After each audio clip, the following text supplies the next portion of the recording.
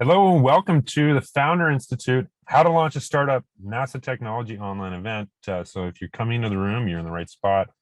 So we'll just give a couple minutes for people to join, and then we'll get right into the agenda. So for people that are wondering why I'm sitting in a car, just to fill a bit of the time, if you're unfamiliar with kind of the innovation and really the partnership that NASA has had with Corvette in General Motors and Chevrolet, um, that's kind of why I'm sitting in an old Corvette. So they used to give, starting in 1961 with the lunar landing, Corvettes to a lot of the astronauts, or they made like very lucrative and affordable lease programs at $1. Um, but you can kind of even see it if you've been following the Corvette C8 on the new launch of what they call the mid-engine. So instead of the engine in the front, it's in the mid component of the car, actually kind of right behind the driver's seat. A lot of the influence of the cockpit, a lot of the influence of the design, a lot of just the overall details of the car really were influenced by the history that NASA has had with Corvette. And so that's part of the reason why we're broadcasting. So hopefully my internet cooperates. But I think we should be okay. So yeah, we're just kind of again waiting for people to come in the room, and then we'll get started immediately. So we'd like to thank everyone for attending. This is the Founder Institute session with the Ames Research Center, also known as NASA Ames. So we'll introduce the speakers, a bit of the agenda. We'll then hear a partnering presentation from NASA Ames as to how to work with their office and kind of some of the services that they do. And then we'll have time for a Q&A with the audience. And then some of you are on lunch break, especially if you're on kind of mountain time. So we'll try and keep this to an hour. So I'm Jordan Jokas, Director of Founder Institute. So Founder Institute is the world's most proven network to turn ideas into fundable startups and startups into global businesses. So since 2009, our structured accelerator programs have helped over 6,000 entrepreneurs raise over 1.7 billion in funding. Based in Silicon Valley and with chapters across 95 countries, our mission is to empower communities of talented and motivated people to build impactful technology companies worldwide. And the NASA Ames, our major research center based at a Moffett Federal Airfield in California, Silicon Valley.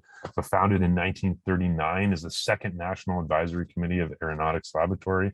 So we invite people to partner with NASA Ames Research Center to maintain American industry as a world leader in technology development, maturization, and utilization. So working collaboratively alongside some of the brightest minds in the world, Ames Research Center, you'll be able to literally access and implement NASA technology. So that's pretty cool. So you can think of like Casper mattresses as an example, wouldn't be possible without some of the research. Polarized lenses, a lot of technologies that are used in automobiles, like what I'm sitting in. And so really cool. And you can put those into your product line to further develop specific technologies to create new products. So by forming an alliance to leverage resources and expertise, both NASA and your organization can collaborate on some of the coolest, most intelligent, high-performance, reliable technologies, proven and tested in the space. Not a lot of people can say that. So based on Ames workforce skills and physical assets, the center's core competencies are enhanced by a broad range of collaborations, along with other government organizations, industry, and academia. So it's a pretty cool seal of approval. So today, our mentors are the Technology Transfer Office Chief, Kimberly Hines, Technology Portfolio Manager for the Technology Transfer Office, Jay Singh, and the Program Specialist Technology Transfer, Kimberly Manafra, couldn't join us today. She had something unexpected come up at the last minute, unfortunately, but our thoughts and prayers are out with her. And at this time, I'm going to hand it right over to the team at NASA Ames to kind of talk about what they do. But big round of applause before we get into it. Woo! Woo! Thank you, Jordan.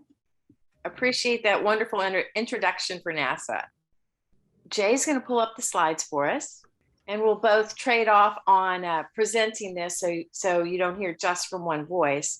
But we're talking about how to leverage NASA technologies for your purposes. Next slide. You guys have heard of NASA, but I wanted to illustrate for you that NASA is across this country.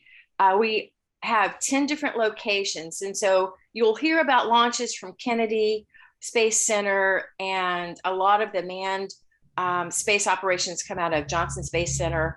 But we also have research centers, and NASA is one of the primary research centers. So we actually do, of the 15 different technology domains that NASA holds patents in, at Ames, we have technologies in 14 of the 15 domains. So you might go to one center that does primarily engines and propulsion, but NASA is known for, Ames is known for its IT, its supercomputing, its air traffic control, and aviation research. We also have science research, both earth sciences and space sciences and life sciences, the non-human life sciences. So it's a really rich, wonderful, collaborative center right here in Silicon Valley. Next slide, please. So what does a technology transfer program do? Well, we ensure that the innovations developed for exploration and discovery are broadly available to the public.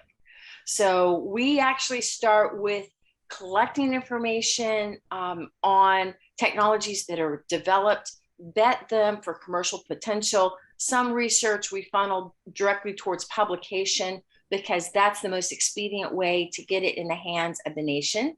And again, when I'm saying the nation, I'm talking about the US. If you have a company outside of the US, the best way to do business with NASA is to be incorporated within the United States.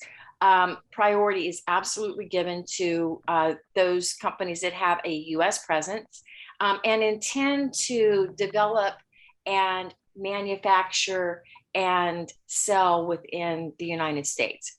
Technologies are available outside, but it's also, there's a more significant review process for that. And why would you want to take a license for NASA technologies or to use NASA technologies?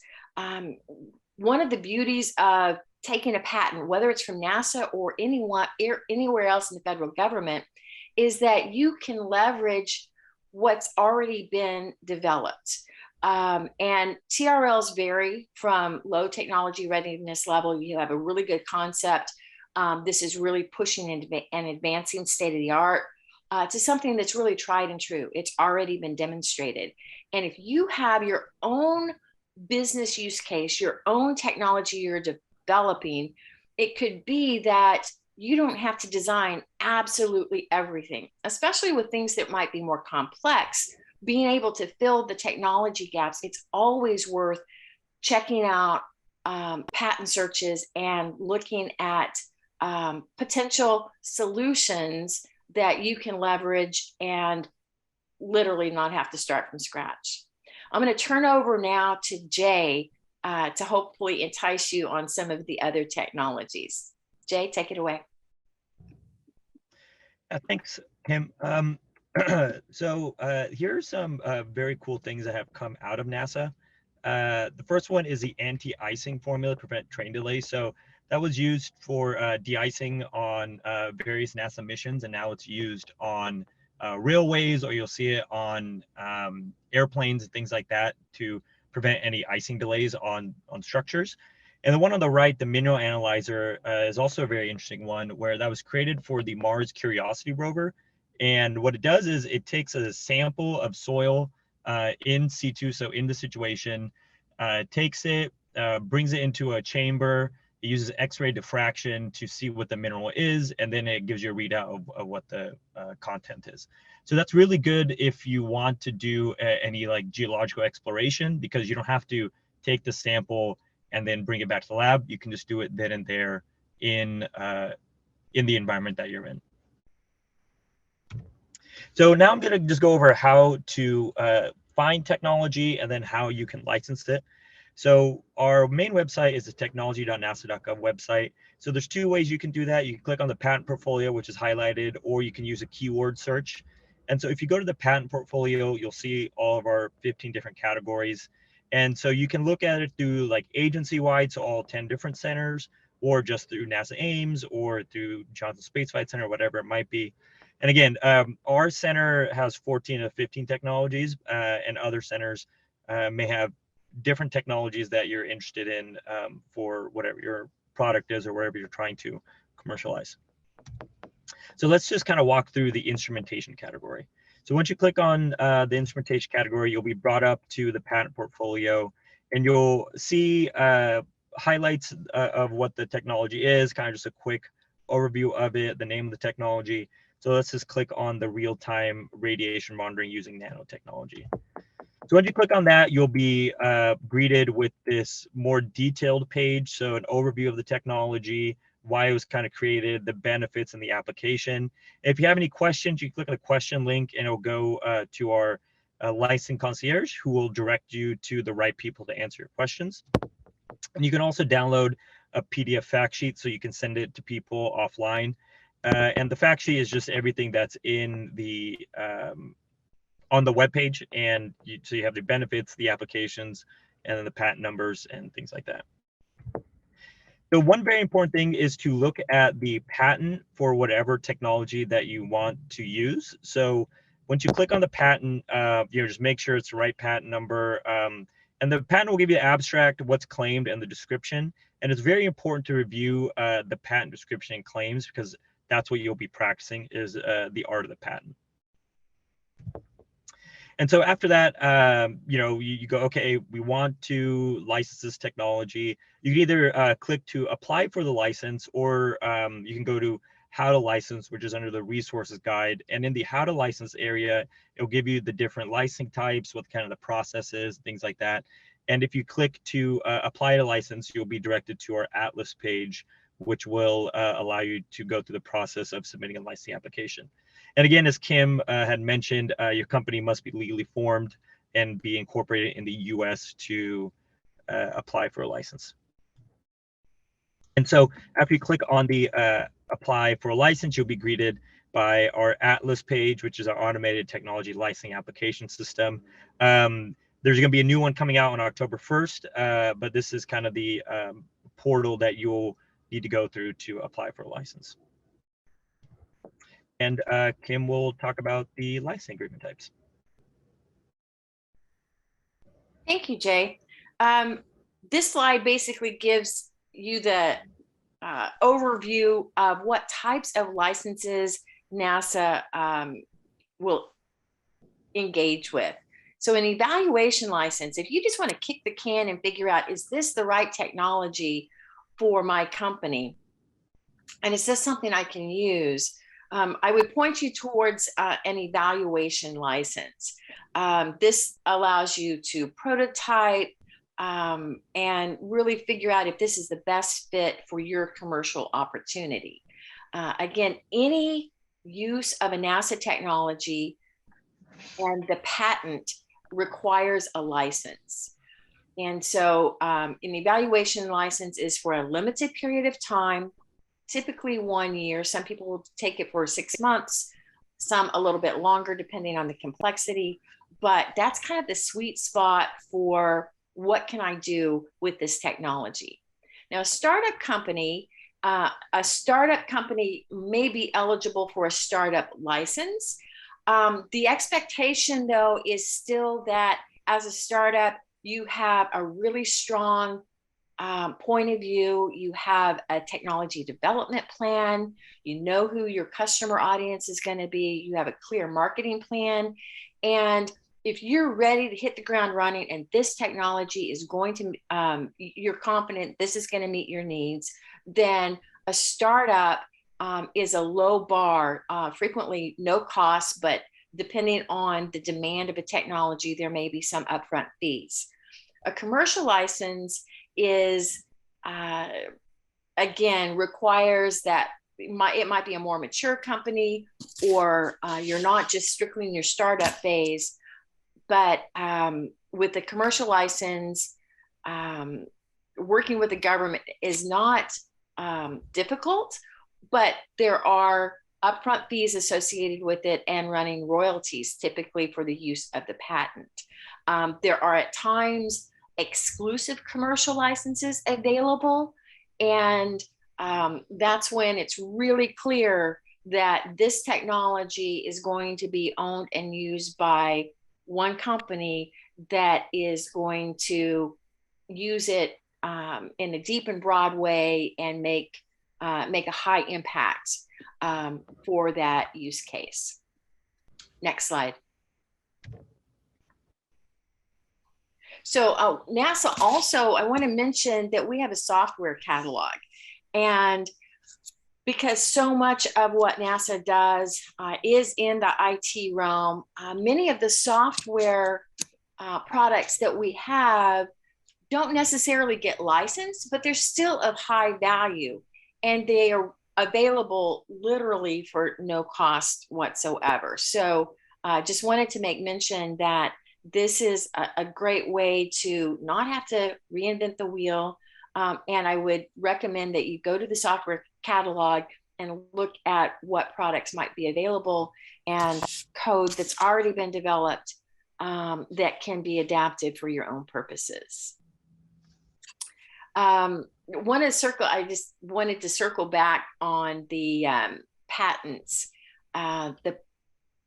In terms of using the patents, it's really the responsibility of the company to have their clear, strong point of view for what they want to develop and what they want to market. And so in part, this is a license from NASA. In some instances, there is PI support.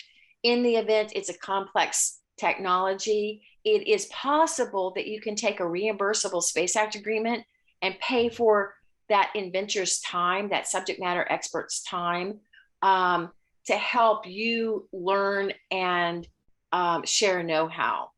There's always that, if we have the inventor still working for NASA, there's always that opportunity for Q&A, and we certainly do our best, and our PIs are certainly generous with their time, but it's not NASA's responsibility to develop the commercial product. We've done the technology development.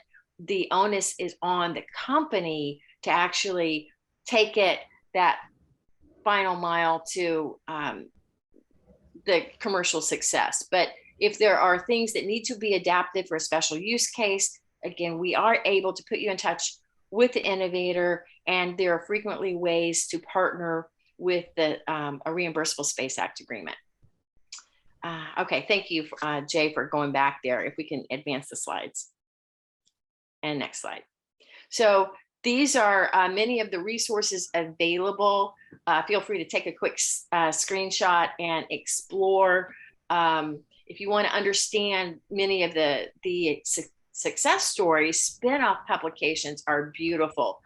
So example, Jordan talking about the car industry and Corvettes and layout. The success stories are published every single year. So you can find out how other companies have benefited and brought products to market leveraging NASA technology. So these are just some fun links and make it easy to explore.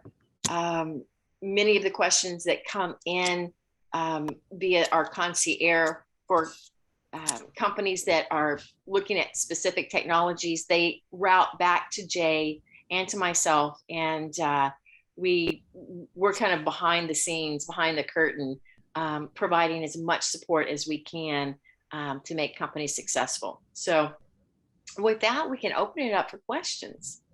Yeah, so we'll take some questions from the audience. I mean, maybe just to start, I mean, you kind of went over it a little bit, but outside the TypeScript, what do you look for in an applicant?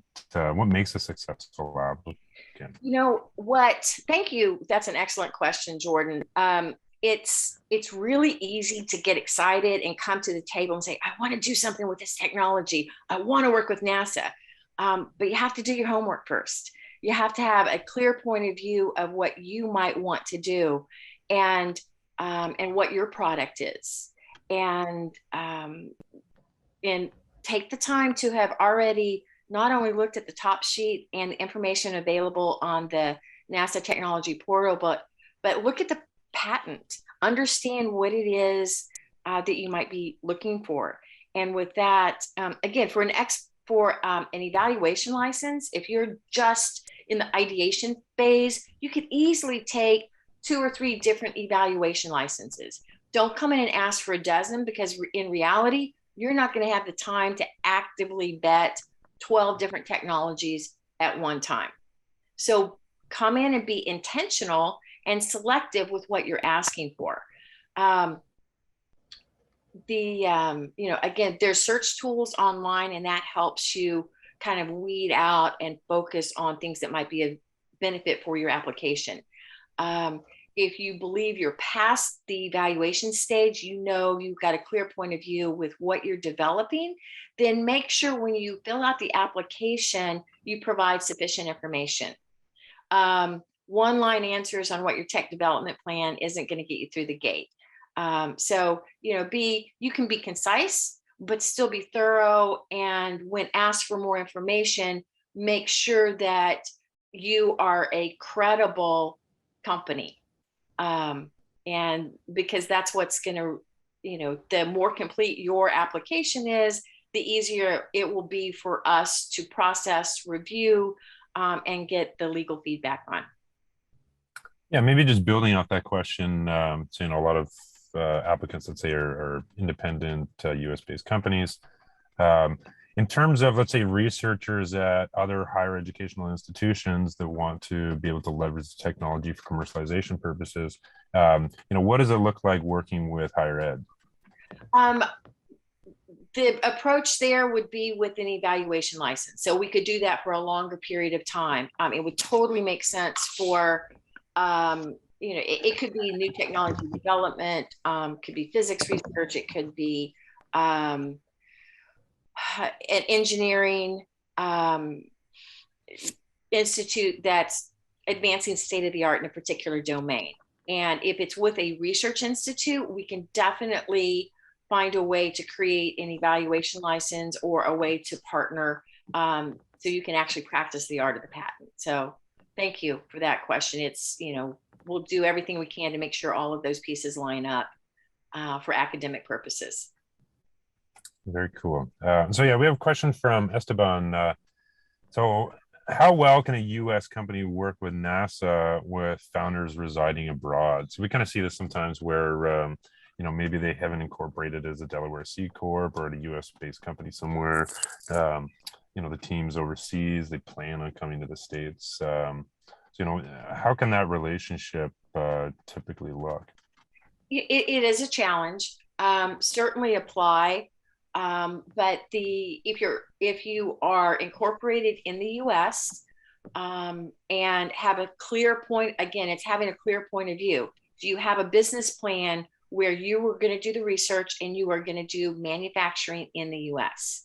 If that is your plan, then it will be easier for us to discuss what the specific use case is and advocate for that license, because it's more than just the local office making that decision when international partners are involved. It does go through to international trade reps for evaluation. And that, when I say that, is that if your parent company, let me back up. If you have a parent company outside of the US, that's going to take additional review and evaluation. So you'll still have to provide all of the background information for any of those other international holdings if that's the parent company.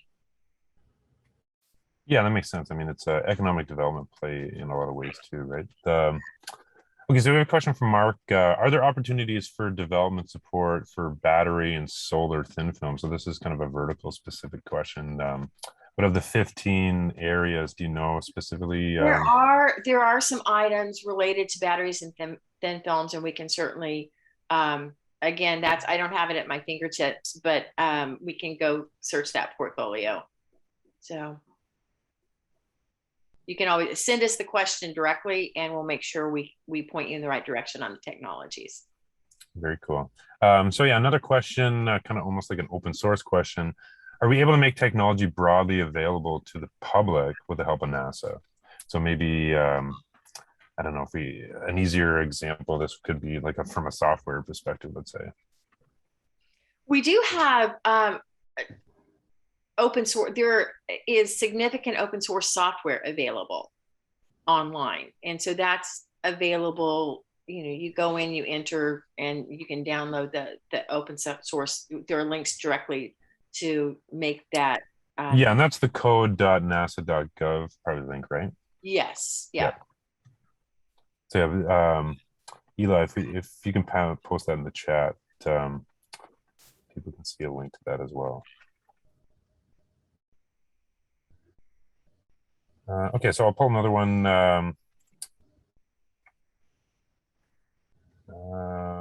Yeah, I guess, are there volunteer remote opportunities with NASA technology? So, the way that people can get involved without necessarily working for NASA, let's say.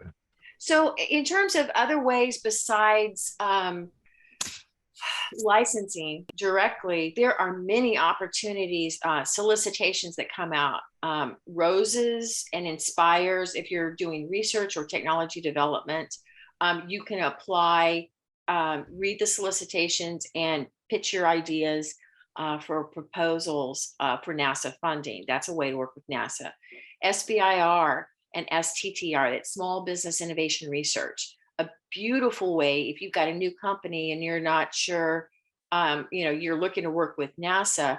A solicitation is run every single year, and you can apply, propose for, again, a phase one, which kind of is a conceptual, demonstrate that your idea might work for a NASA purpose. And then it goes through a phase two review, which is a 2-year period of performance where you can actually build out and test your technology ideas, and they will be available to meet NASA needs. One of the beauties of SBIR is that if you have developed a technology with the SBIR program, your technology can be adopted or procured without going through competitive procurement. So, because you will have already gone through full and open competition twice if you've been through the SBIR program. And so that will, and that, sorry, I haven't talked about SBIR program in a long time, but that applies across the government. So if you've developed a product for DoD and NASA sees it, we can go directly to that company and buy that product.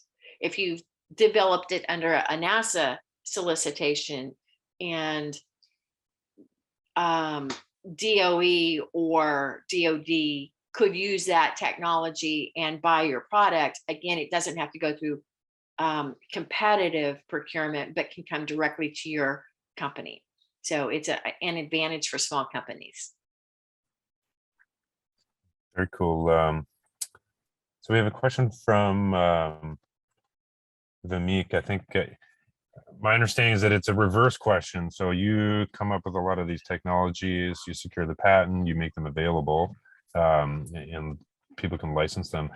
From the reverse, so can people leverage their technology for NASA purposes?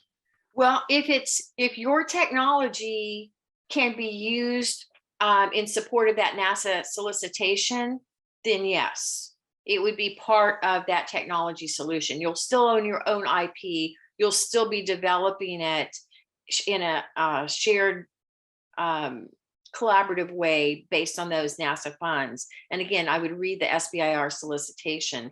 I just caught a question regarding the being a US citizen. That's a requirement that, to my knowledge, can't be bypassed, that you must be US owned. But in terms of most companies that are SBIR companies own their own technology. So. Okay, we're gonna get in the weeds a little bit. So question from Antonio.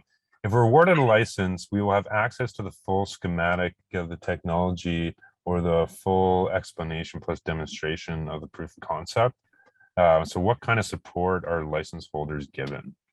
It depends. It depends on what is available.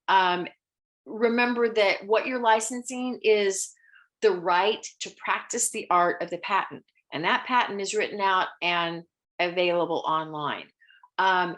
In some instances, a technology may have schematics. In others, it won't. So there's not a guarantee. We can always ask, but typically the use cases are going to be different for a commercial application than whatever the original space application was. Let me give you an example. We have like a synthetic language kind of a data crawl that was, and it's called MADA, but it's a software tool that was patented, and there's significant detail written up in the patent. The use case NASA had was specifically with earth science data, but we have multiple licensees who were taking that technology, that architecture that was published in the patent, and applying it to different domains. So again, having the code specific, and and code was not released. So it was demonstrated under earth sciences, but other companies are taking it for other applications, and their software developers look at the patent. They're like, oh, okay, there's enough information here. I developed my own code for my own purpose. And so again, if it's it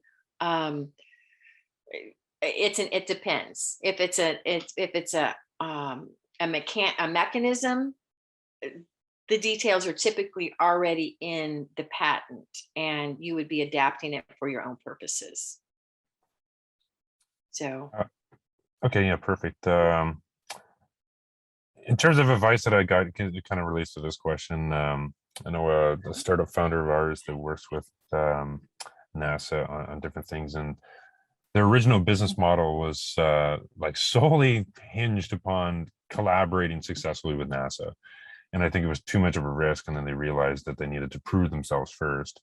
So they went out to market and they onboarded customers, and they started building relationships that way. And then eventually that that proof of concept and proof of customer and customer market fit, I guess, was what helped them secure eventually a contract with NASA. So on that, how long does it take to process the licensing with NASA Ames?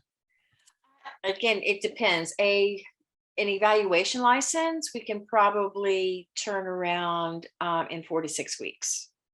Again, and it kind of depends on what we have in our queue. We usually have 20 or so applications in the queue at any one time. If it's a commercial license, depending on the complexity, it could take a few months. If it requires international review, we could be looking at a 6-month window. But typically within 1 to 2 months, the licenses can be put in place.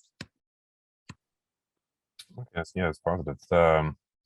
Okay, this is maybe an FAQ answer on the website, but if a company has already developed the technology outside SBIR, how would they still work with NASA? I would look at FedBizOps or beta.sam.gov. I'm sorry, I'm blanking on the web links, but NASA routinely puts out requests for information.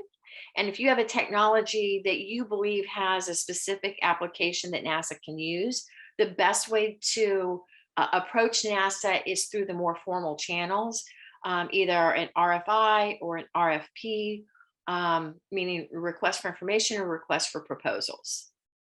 So if you've got, the tech transfer office, our job is to make all of the patent information, the software information, queue it up and make it readily available so you can search it and access it. Our hope is that companies truly are successful with their commercial endeavors, but NASA doesn't do the technology development for you. NASA doesn't market it for you.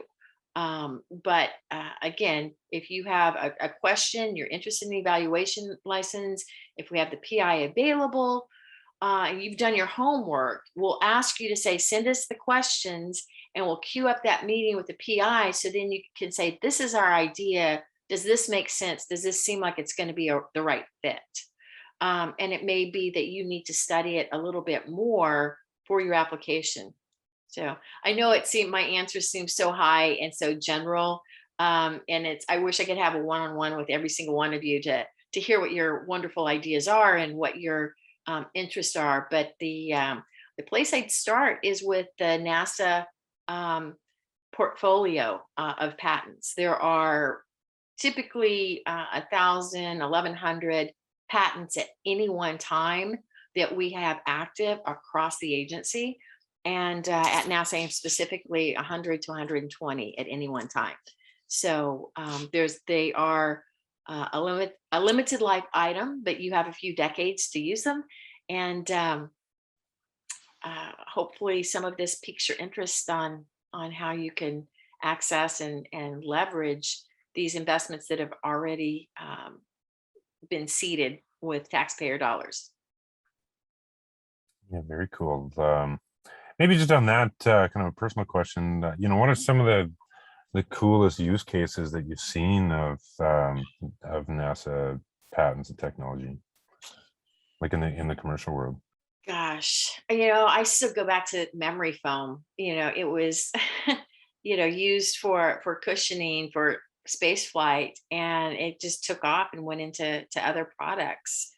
Let's see, security. We've got other like security algorithms in video, and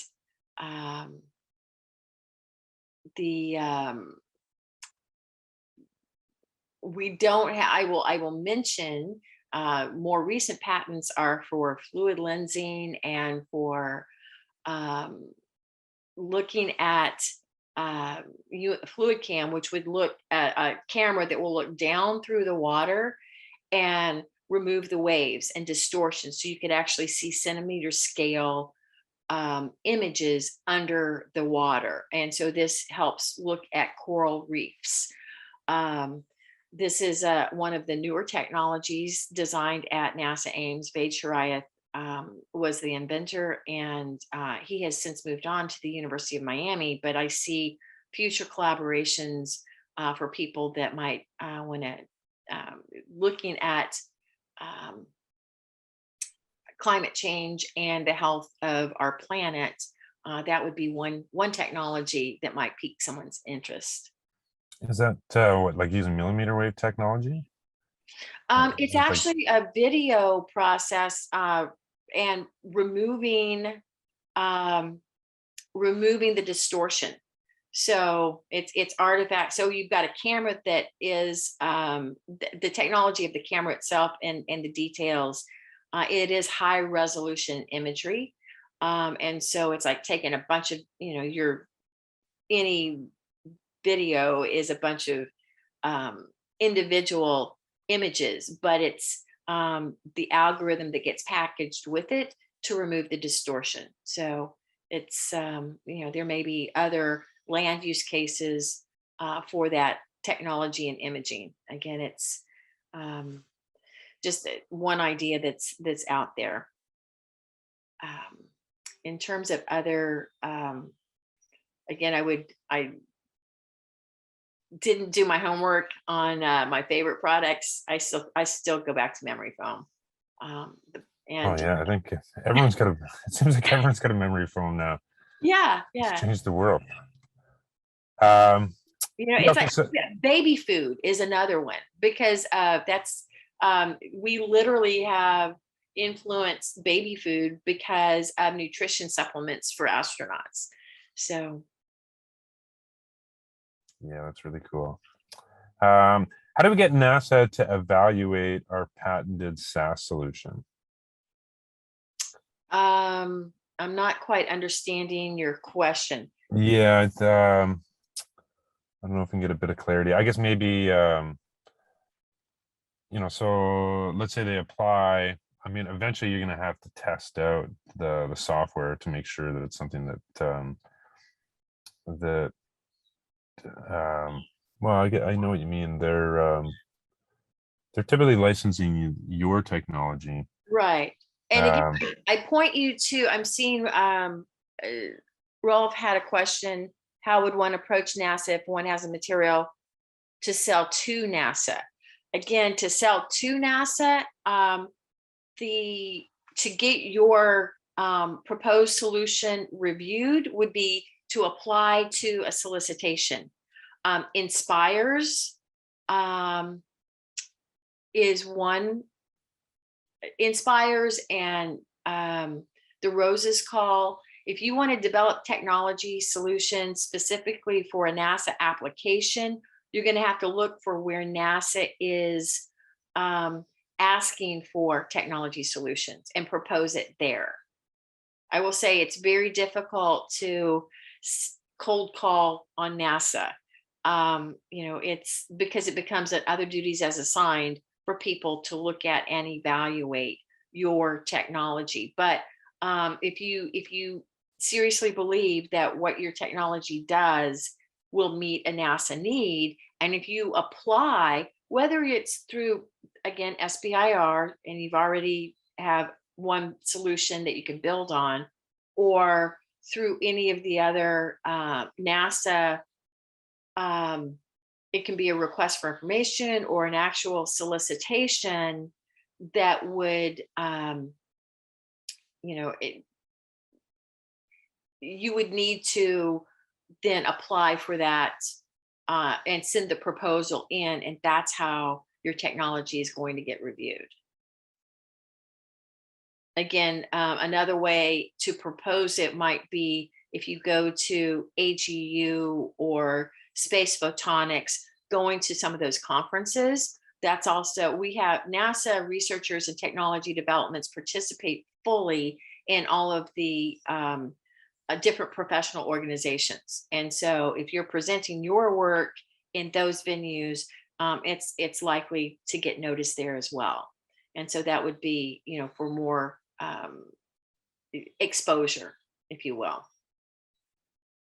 Yeah, no, I think that answers it. That helps a lot. So Bruce says, I have a mechanical patent in power transmission / motion control. Does NASA leverage outside technology from current patent holders?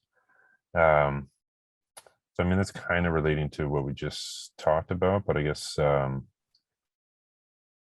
again, if it's going to be, NASA is not likely to be exploring all of the patents and looking to take a license from somewhere else.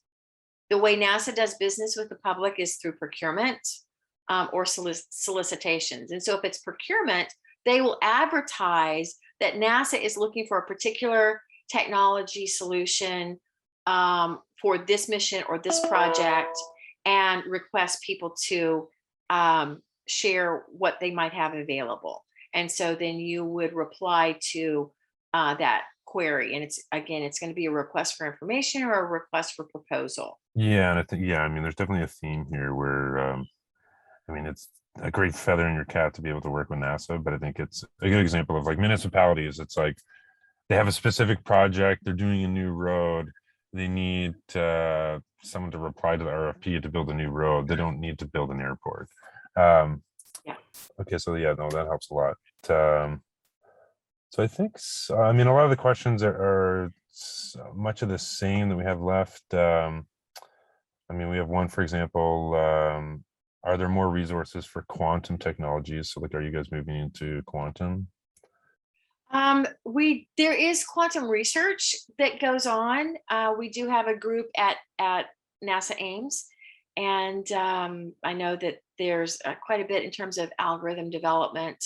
We have the D-Wave at NASA Ames, and so exactly what their research activities are right now, I don't know, but I'm sure if you look up quantum computing at NASA Ames, or if you don't find the link,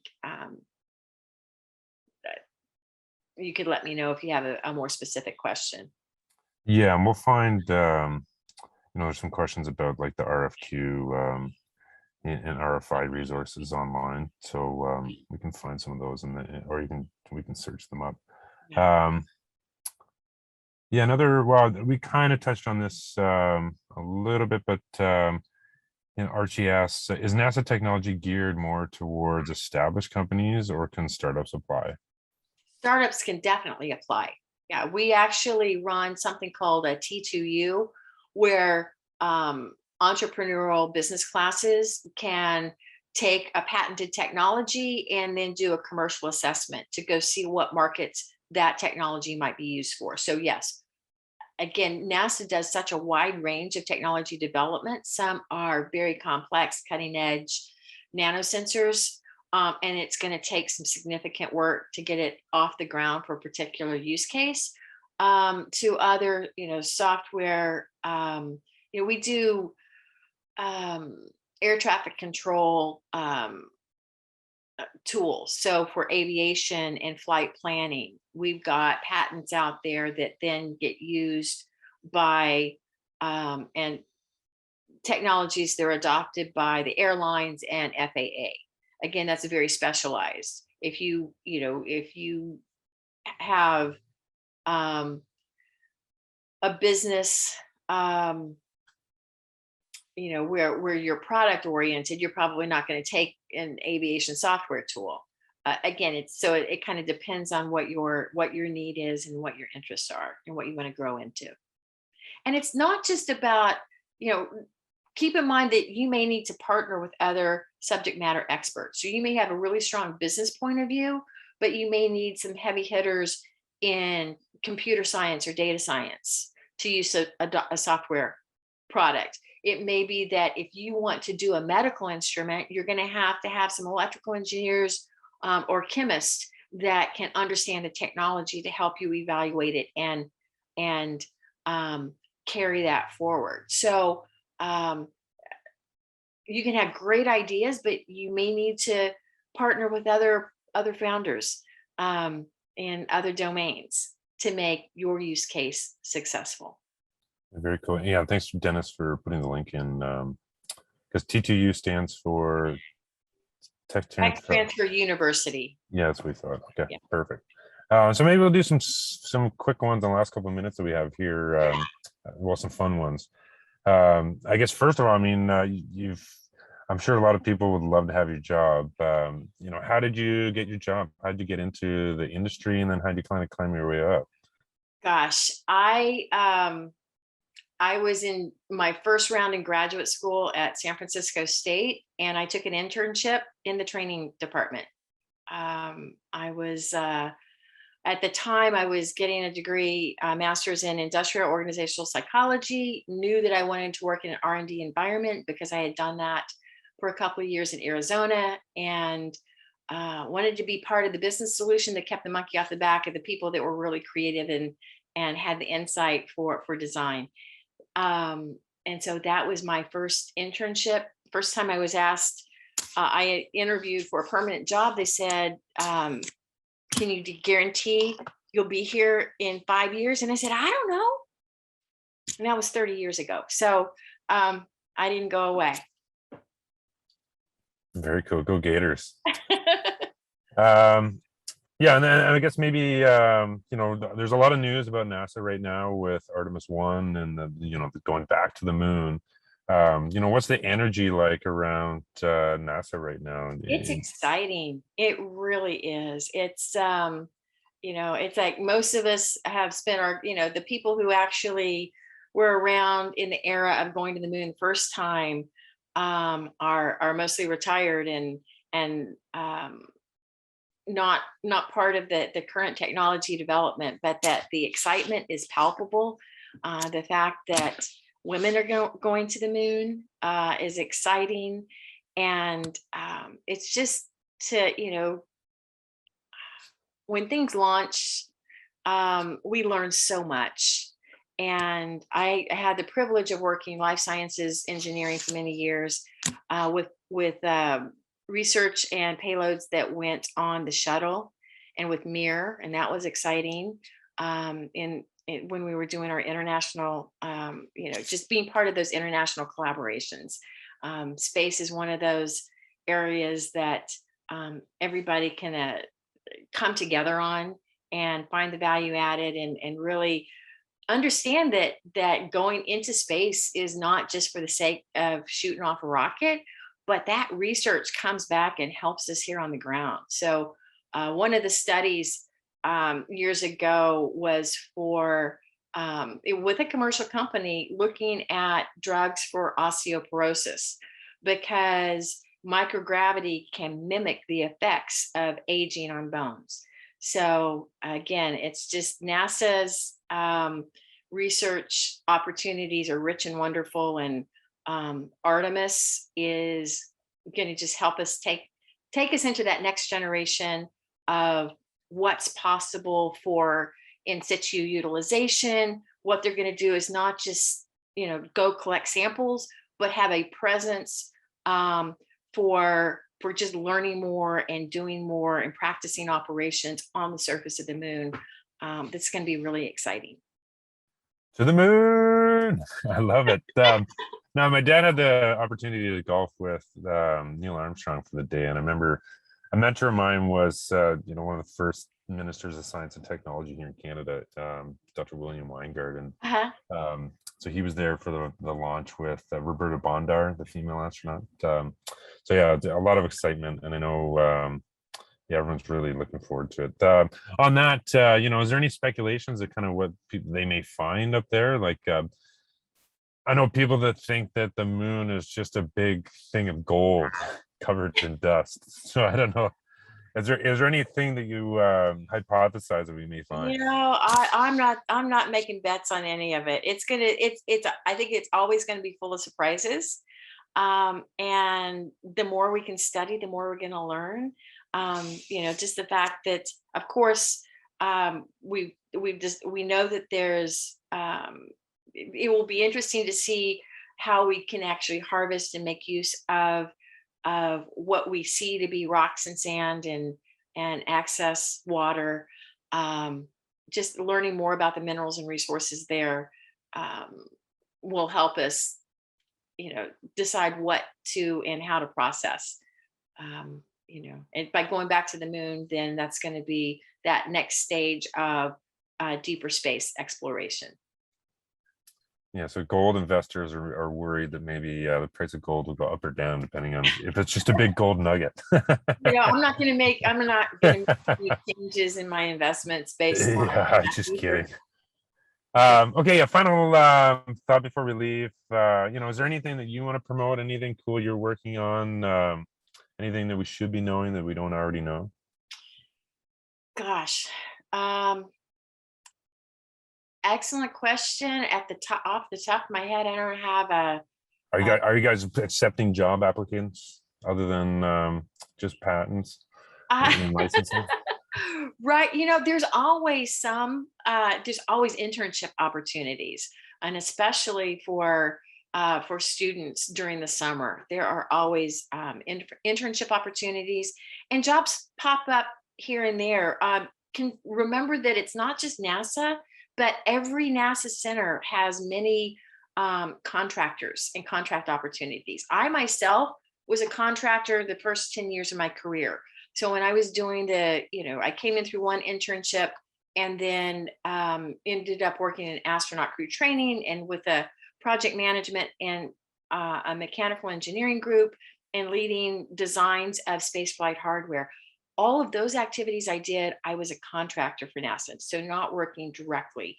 I was then, the civil servant opportunities are fewer, but there is also something called pathways. So pathways, especially for students in science and technologies and engineering domains, you might be working on a PhD somewhere and you take a pathways job and you can finish your research at NASA. And that's definitely an excellent entree point to NASA. Eugene too is our director, and he started with NASA as a student years ago, and was able to get his PhD, and his whole career has been spent at NASA Ames, and he's a beautiful example of coming to NASA early. Some people come later in their careers, depending on when subject matter expertise is needed. And so it is a wonderful place to work, and it's exciting to celebrate the work of our innovators and to support them through tech transfer. So there's many paths. The NASA website, nasa.gov, looking for job opportunities, looking for internships. Those are excellent ways to connect with NASA. Very cool. Well, thanks for sharing that, and also sharing the fact that you're not an overnight success where you just got the job right away. You had to work your way into it. And kind of build your trust in. So I think that's good advice for everyone. So again, thank you for your time. Huge round of applause. Appreciate it. So again, a lot of links are here. You guys will get access to the video for this afterwards if you register through the portal. In terms of Founder Institute, for anyone interested in helping launch their own startup or their business idea, you can apply online, fi.co. We have constant cohorts around the world at any given time. You can also check out our events. So fi.co/events, where you can attend more things like this. And just really excited. So yeah, we'll wait, fingers crossed, for a successful launch with Artemis 1. And really appreciate your time. And for everyone, keep looking up, because it's a brave new world and it's really exciting. I was just finishing the 3-Body Problem sci-fi books. So if you guys have ever read them, they're fascinating. But I think space is making a big comeback, and I think it's a great time to be alive. It is. It is. Thank you so much for inviting me, Jordan. And I look forward to our next event. Absolutely. Okay. Thanks, everyone. We'll see you guys. We kept it to an hour. So enjoy the rest of the day. Take care. See you guys.